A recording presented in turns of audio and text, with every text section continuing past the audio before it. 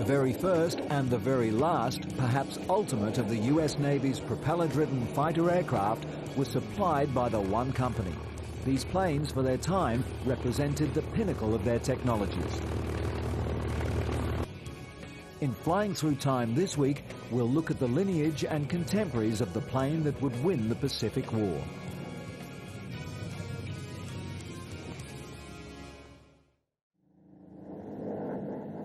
The Vought Aircraft Company is the second oldest aircraft manufacturer after the Boeing Corporation. Founded in 1917, the company has been through many organizational changes and almost as many restructures and affiliations, all the while producing many outstanding aircraft. In 1922, the company founder, Chance Milton Vaught's seventh design, the VE-7 two-seat advanced trainer, was commissioned by the US Navy. VE for Vought Experimental, 7 for the design number. The VE-7s were originally built in a disused stocking factory and were lowered to the street in pieces out of the windows. Though classed as a trainer, it was so well received by the Navy pilots at the time that it was ordered into mass production as a fighter. Several versions of the VE-7 found their way into the Navy's service. Among the models were twin-seat observation planes and float planes, but it was the fighter version that was to establish the company's association with the US Navy. On October 17, 1922, it was a VE-7 that took off for the first time from the decks of the US Navy's original aircraft carrier, the Langley. This marked the long and at times daunting developmental phase of naval aviation. The requirements for naval aircraft are much more encompassing and demanding than those planes designed for land-based assignments. A pilot requires very good visibility and a tough plane to withstand carrier landings. Because the gap between a landing and a crashing is very narrow, pilots tend to slam their plane onto the deck trying to attain a hookup. Early on in the development of carrier aircraft, the Navy filmed many undercarriage failures. These films stand as a record of the problems that were overcome by the Vought engineers in their achievements of the VE-7 and its subsequent models.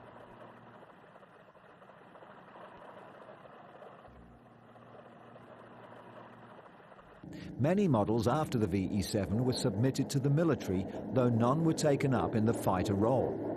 During the 1920s and 30s, it was only the company's sales of other types of aircraft that kept the company afloat. One of the reconnaissance series of these aircraft was called the Corsair. Other successes for the company were the SB-2U Vindicator light bomber, the US Navy's first low-wing monoplane that featured retractable landing gear and folding wings for improved carrier storage. Another success was the OS-2U Kingfisher Navy Scout plane, which entered service in 1940. This plane was supplied in both the land-based and catapulted seaplane version. In February 1938, the US Navy published a proposal for a single-engine fighter. Vaught's submission was the V-166, designed by their chief engineer, Rex Beisel. Beisel's concept was designed around the experimental XR2800-4 version of the Pratt & Whitney double Wasp radial engine. The two-stage supercharged R2800 engine was the most powerful engine in the world in 1940, delivering an amazing 2,000 horsepower. The whole airframe was designed around this monster engine. To get the proposed performance from this massive engine, it required coupling to the huge Hamilton Standard Hydromatic propeller, which was 13 feet in diameter. This propeller was also on the cutting edge of design at the time. It was built from a cold stretched steel core, and the blade skins were welded on with silver. The final product was produced to exacting results and the extremely high reliability that was required.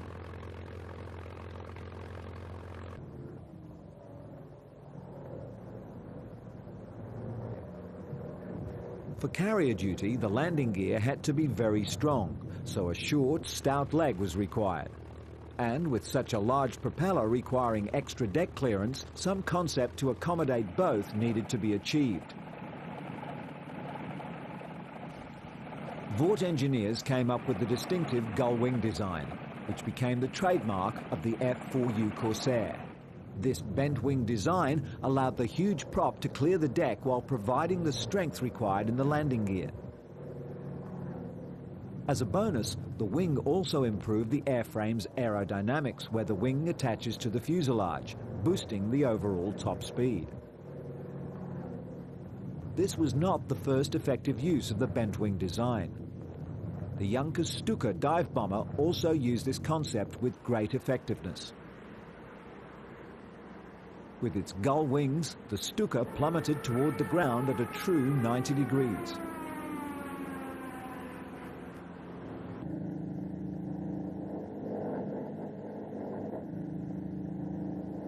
From its level flight speed of 255 miles per hour, the Stuka accelerated to 335 miles per hour as it dived some 4,500 feet. It was this ability to make such a controlled vertical dive that enabled the Stuka to deliver heavy bombs with greater precision than any other aircraft of the European war. At the predetermined altitude, the pilot began the automatic pullout. This brought the Stuka back to level flight at 6G, descending another 1,475 feet in the process.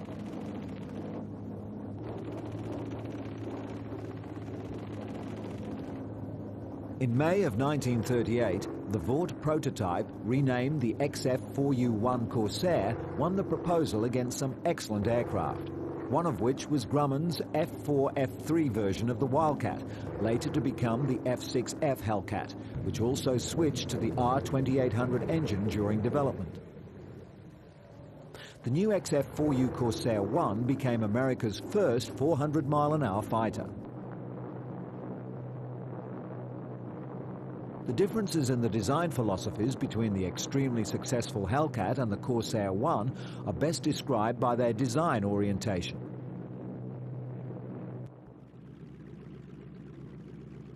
The Hellcat made some performance sacrifices to achieve safer carrier landings at slower speeds, whereas the Corsair was designed to be a carrier plane, but performance was its objective. Unfortunately, it was these questions over the Corsair's safety that led to it only being assigned to land-based operations initially.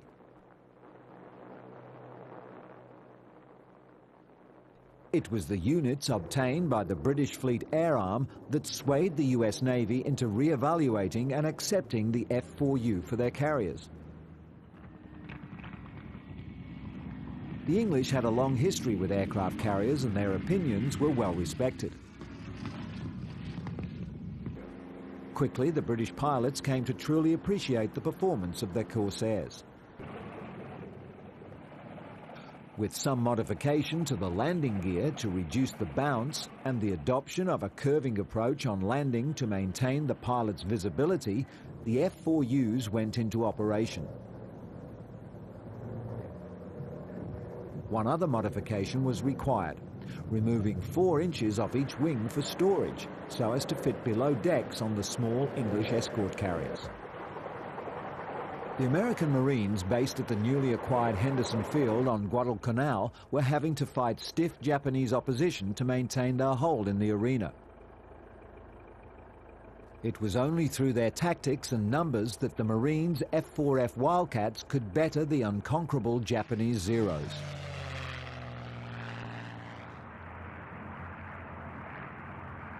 With battle damage, the primitive conditions and an unfinished airstrip, Henderson Field was soon littered with damaged aircraft.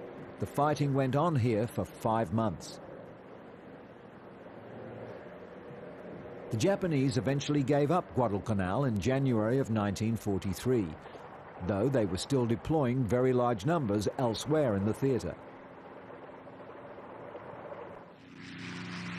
On the 12th of February, the Marines received their first F4Us, and on the first day, most pilots logged over 9 hours in action.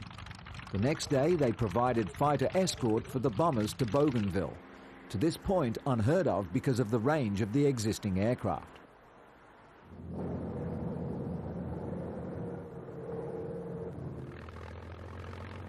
Soon, Marine pilots were to be heard to say that they were flying the best fighter planes in the world. To back this up, in one tour of duty on Guadalcanal, 68 Japanese planes were lost to only 11 Corsairs.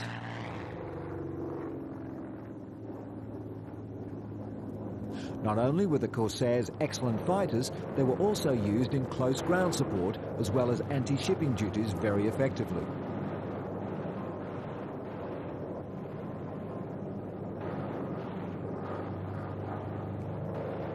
With the arrival of the F4U Corsair, the Japanese had lost their air superiority in the Pacific.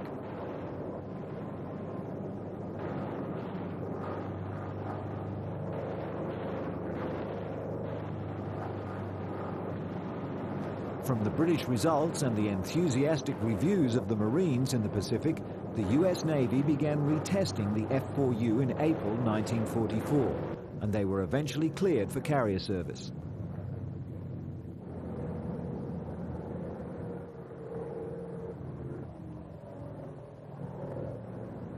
This proved timely, as the Japanese war machine was now employing the desperate kamikaze operations, and the Corsair's power was sorely needed.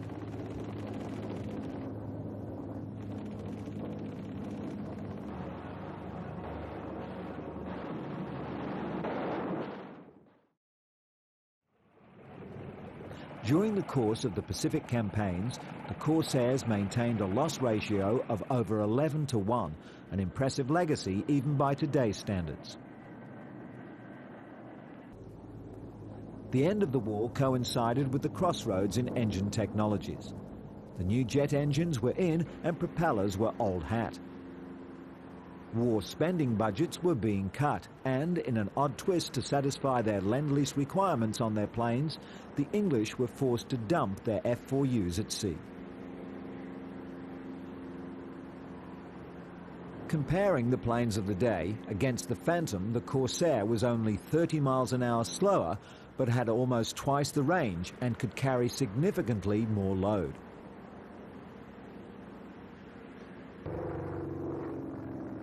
As a mark of their abilities, the Marines and the Navy kept their F4Us when most other models were simply scrapped.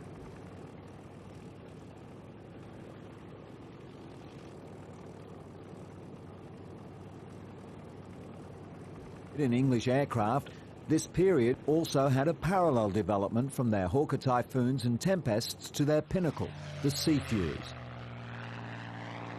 By the end of the war, most fighters had become bigger and more powerful. These Hawker models used both inline and rotary engines and became very powerful, formidable aircraft. The ultimate development of the line was to the Sea Fury, fitted with a Centaurus 15 rotary engine outputting 2,550 horsepower.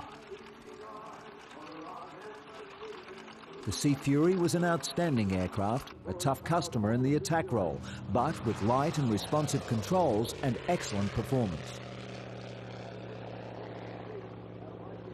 Interestingly, both the Sea Fury and the Corsair have proven to be favourites with aircraft restorers today.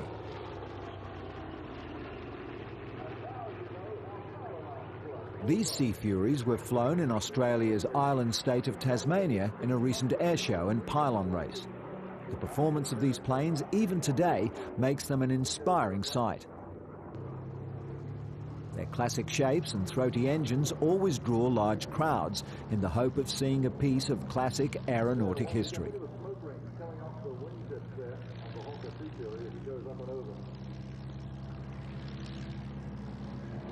During the Korean War, there were a small number of reports of the two planes attacking MiG-15 jets. One was of 8 MiGs trying to outturn 4 FB-11 Sea Furies and losing 2 jets to the propeller-driven plane's cannons.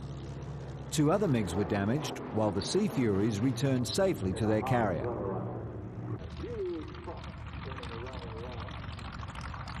While the F4U was built heavier to suit the thoughts of the time, the FB-11s were actually a lighter version of their Typhoon and Tempest forebears.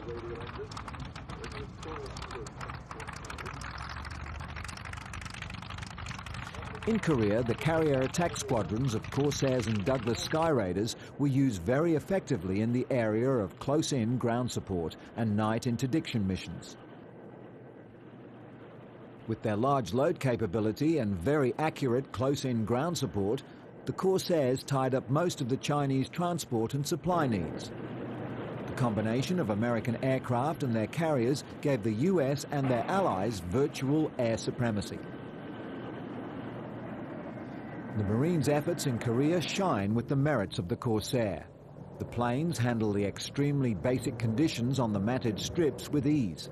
The cold, though, was another matter. With the weather this extreme, the planes simply froze up. Even the Chinese could do little when it was this cold. As a mark of their worth, during the first 10 months of the war, the Corsairs flew 82% of the close-in tactical support missions. One squadron flew over 1,100 missions in a month.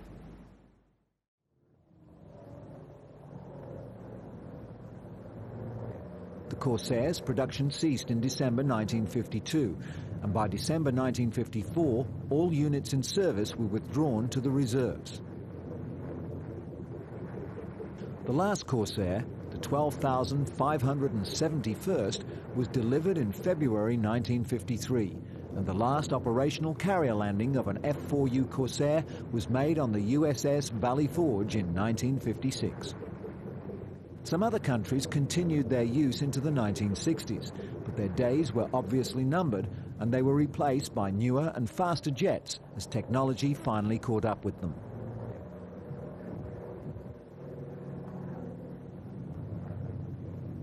Vought by this time had also progressed into the jet age.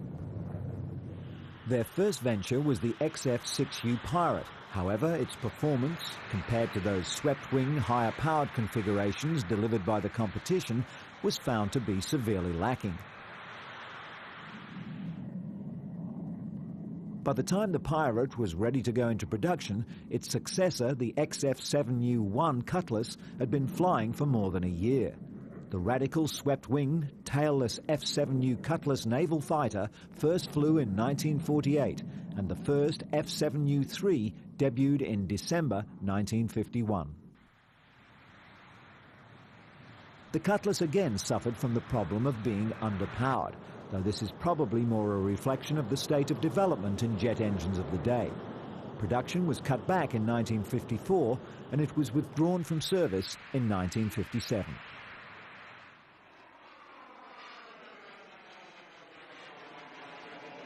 In May of 1953, Vought, now a subsidiary division of United Aircraft, won the new day fighter contract over 7 other competitors.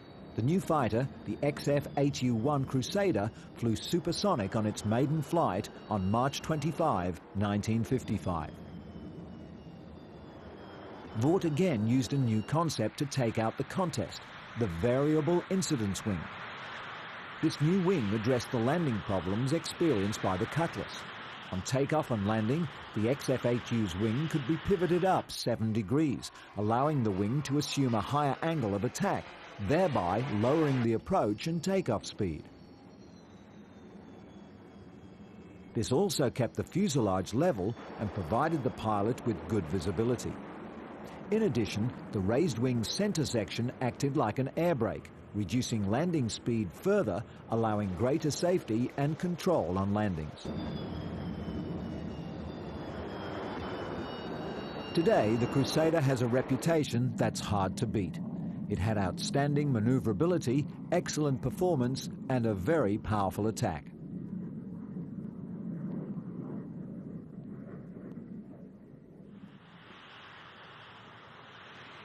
In 1956, the US Navy again called for submissions on an all-weather interception fighter. This time, Vaught's entry was the F7U Crusader III. During flight testing, this plane demonstrated speeds of Mach 2.2 and an altitude of nearly 90,000 feet. The Crusader III was never flown to its limits because of the windshield assembly limitations. It was thought that without the windshield limitations, it could have reached speeds as high as Mach 2.7 or 2.9 at 35,000 feet. Unfortunately for Vought, the inspiring McDonnell F4 Phantom beat the plane in the contest.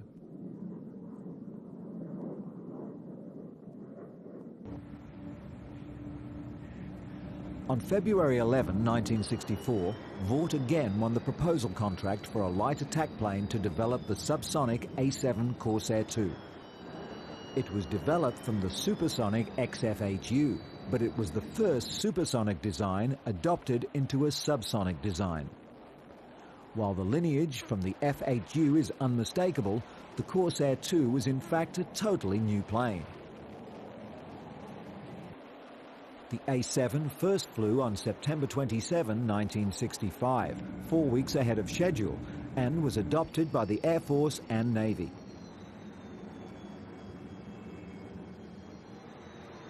In April 1968, the American Marines received their first A-9Ds. These were the first US Army subsonic fighters in 15 years. The A-9 Corsair IIs would fly for almost 20 years, and they were only replaced by F-18 Hornets in 1985. The last of 850 A-7s were retired from the Navy's inventory following participation in 1991's Desert Storm combat operations. These were, for their time, the best light attack aircraft ever produced. Unfortunately, the A-7 Corsair series was the last fighter aircraft wholly designed and produced by the company. The achievement over this time, from the first carrier landings to the ultimate in propeller-driven fighters and into the jet age, shows how the Vought company has earned the respect it has achieved over the years.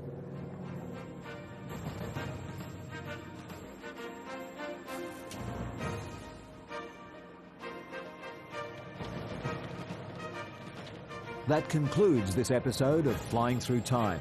Join us in the next edition as we cast our cameras over the great achievements in aviation history.